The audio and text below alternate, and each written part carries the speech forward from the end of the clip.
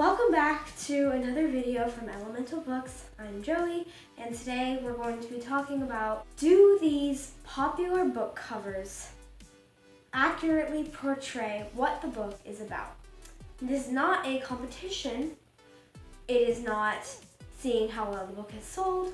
It is not seeing how beautiful these book covers are. We are simply going to analyze, do these book covers actually show the book's plot and or characters, and etc. We'll go into it. Here we go.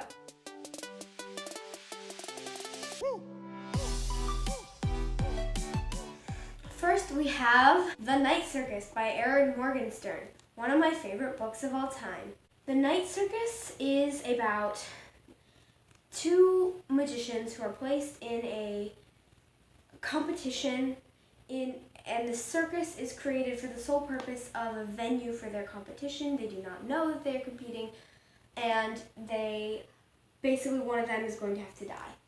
And it sounds like Hunger Gamesy, but it's not. It's actually like a really good magical realism book and about love, fate, magic, friendship. It's really great. So here we have a man and a woman standing here on either side, and there's a circus in the middle. It's actually really nice because it's like a flap that shows the circus on the inside. And we have these red swirls, a very black and white aesthetic with like red hints here and there. So this character is Marco and this one is Celia. They are the two main characters participating in this competition. That is the circus. And does this book accurately portray the plot? Verdict, yes it does. It shows the characters and the magical whimsy that this book is all about, as well as the actual circus in the center. Next, we have The Raven Boys by Maggie Stiefvater. And this book is about a girl who lives in a family of psychics who have told her that if she kisses her true love, he is going to die. She also, at the very beginning of the book, ends up seeing a character on St. Mark's Eve, which is a very special day to these psychics because on this day, spirits can be seen wandering the ley line in this graveyard, corpse road, whatever they call it. It's very complicated. It's like paranormal, and basically some stuff happens where Blue realizes that somebody's gonna die, one of these boys. She's the main character. I'm doing a very bad job of explaining what this book is about. But basically, she gets involved with the lives of these boys. She finds out that they're not so cookie cutter as she once imagined, but she also has to find out a way to save this guy's life, but it's not really possible because it's fate. But then there's this other stuff going on with this search for this dead guy. It's kind of complicated.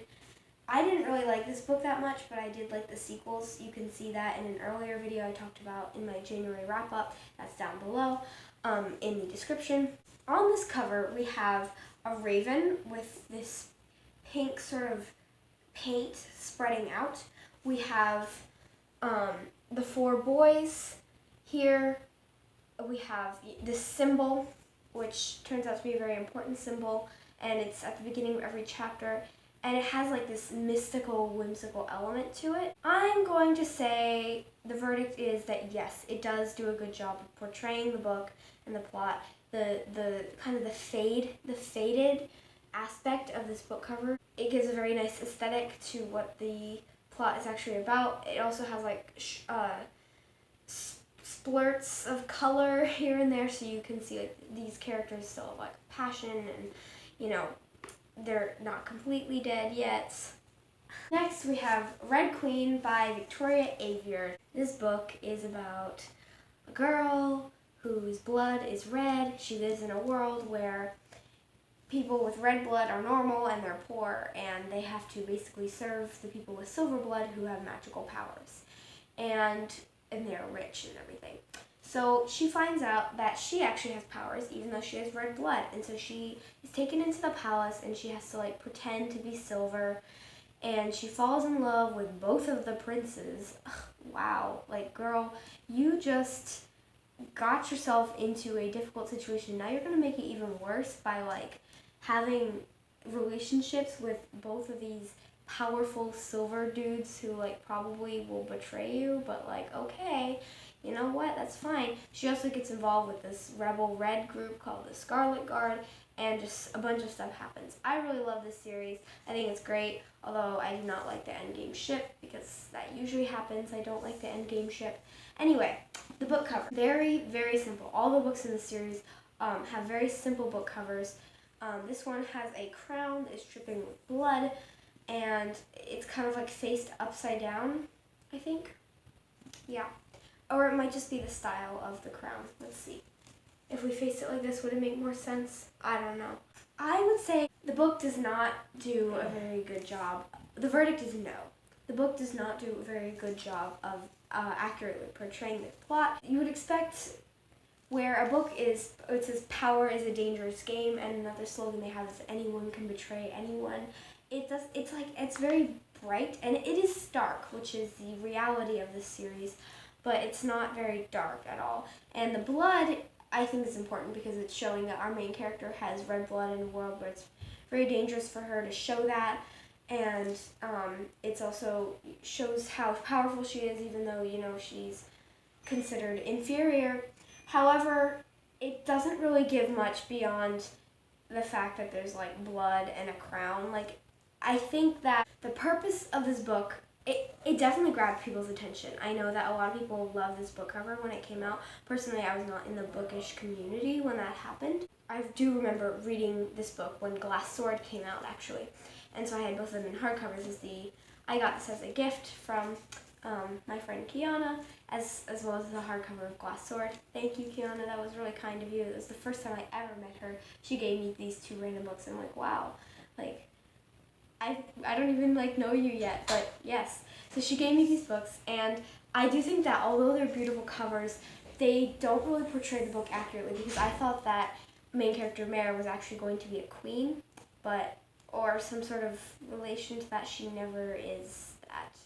She's always some sort of nobility, I guess, and they don't wear crowns. Maybe I'm analyzing this too much, but that's what this video is all about, right? Next, we have Six of Crows by Lee Bardugo. I love Six of Crows, you know me. We're analyzing this cover, which I think is very beautiful. It's got a black crow's wing that comes out, but the feathers of the wing also make up the buildings of the city, Ketterdam. I do think, oh wait, I have to say what this book is about.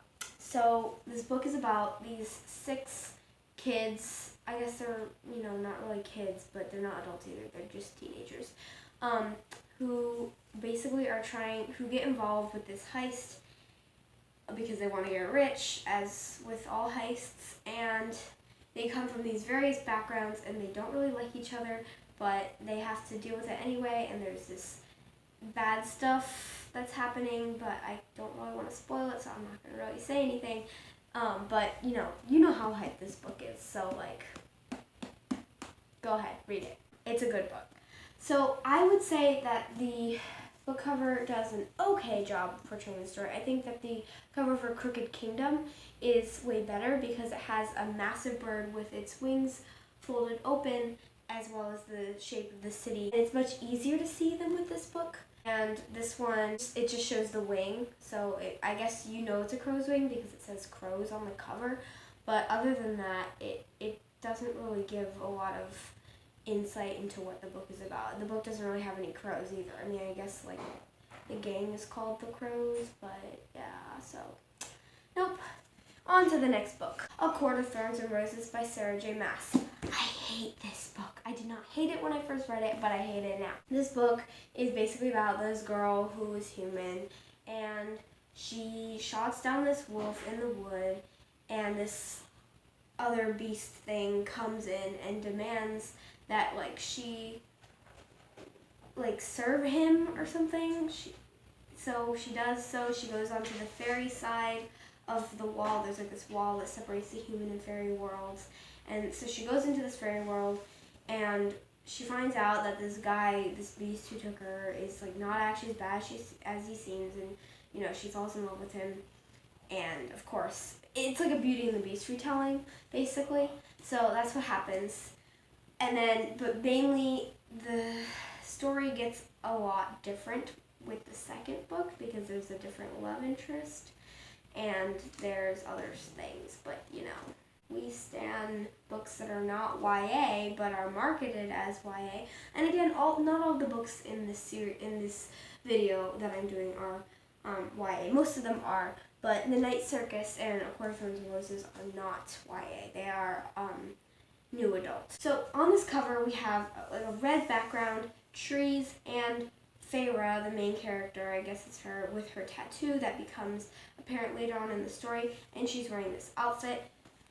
Okay, so this book does not accurately portray the story of this novel. It does give like beast vibes from like the forest and her clothing, but she never wears anything like this. She basically wears like pretty frocks the whole time, except for like when she's going through the trials under the mountain. Then she's wearing like rags and I guess battle-ish clothes. I don't know. I don't remember. I haven't read this book in a long time. The only really significant thing on here is the tattoo, but the rest of the cover is just kind of bland and it doesn't really show anything about the story at all. Next we have Cinder by Marissa Meyer. This shows a foot in a glass slipper, and it has a cyborg leg in the middle of it. It's got like this curly writing that kind of reminds you of like a fairy tale. So Cinder is a Cinderella retelling in the future. Cinderella, who's called Cinder in this book, her name is not Cinderella, it's just Cinder, is a cyborg who works as a mechanic, and she gets involved with this intergalactic power struggle, I guess. And so, and she gets involved with like the prince, and of course, because that's how the story works.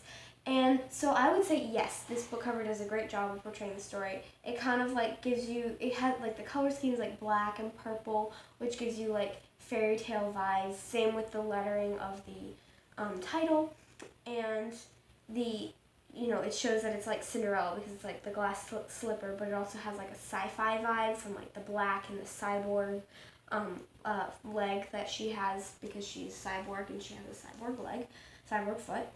And so yes, Cinder does an accurate portrayal of the novel. It's simple, but it shows basically some important parts of the story. It doesn't have unnecessary extras. Finally, we have Strange the Dreamer by Laini Taylor. This series is like my favorite duology and like maybe my favorite series. I don't know, I just love it. But basically this is about a man named Laszlo Strange. He's a kid like at the very beginning of the book, but he's like a 20-year-old man in the rest of it, so yeah. He's like obsessed with this mythical city called Wheat, and he finds a way to go on this mission to the city to help like recover it to its former glory, and he finds out there's actually a lot more to the story than what he originally thought. So I cannot really go much into the cover, how it represents the book, without spoiling the story. So I am going to put a spoiler message up on here now. So I'm going to give you a couple seconds to get off. I'm just going to give you a couple seconds to come back, and then I'll wrap up my final thoughts about these books at the end of the video, so please come back. So here we go. Here we have gold and this blue shiny stuff, which is, I'm pretty sure it's Mesarthium, which is a type of metal in this book that the gods can control, the gods of Weep, which are the Mesarthim. So not all of them can control that, only Scathis, like, I guess he's like the king of the gods, can. And we have Moth. One of the main characters, Sarai, her special power, she's like a child of the gods, so she has the ability to scream out moths. And these moths settle on people's foreheads, and when that happens, she's allowed to go into their dream and manipulate their dream. And she's called the Muse of Nightmares, which is the second book in this series. So that is important, because that is how our main character Laszlo and our other main character Sarai meet. It is also about this, you also see this gold on the side, and that is showing the other side of the world. So not the mysterious Weep. This is an important material in Weep. This is an important material in the other parts of the world, with the other humans in Zosma and etc.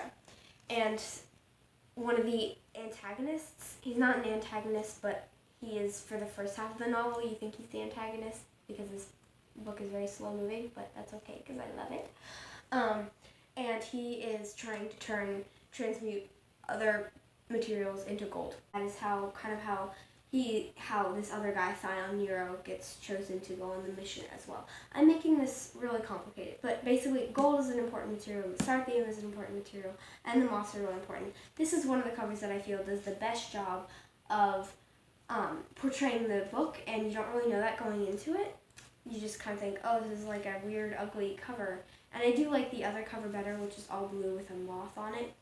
But this one, I feel, does a better job of portraying the actual story. And once you read the book, you have a deeper understanding and appreciation of the story. Those are the books that I am talking about today. Oof, I am a complete mess. I'm not going to try that again. Here are the books. Woo! If you like this type of video, please tell me down in the comments if you would like me to do more books and analyze book covers, because I love analyzing book covers, if you cannot tell. And if you like this video, please give it a thumbs up, subscribe, click the bell icon to get notified of each new video, and tell me down in the comments what are some of your favorite book covers, and do you think that they accurately portray what the story is about. Thank you, and see you next time. Bye!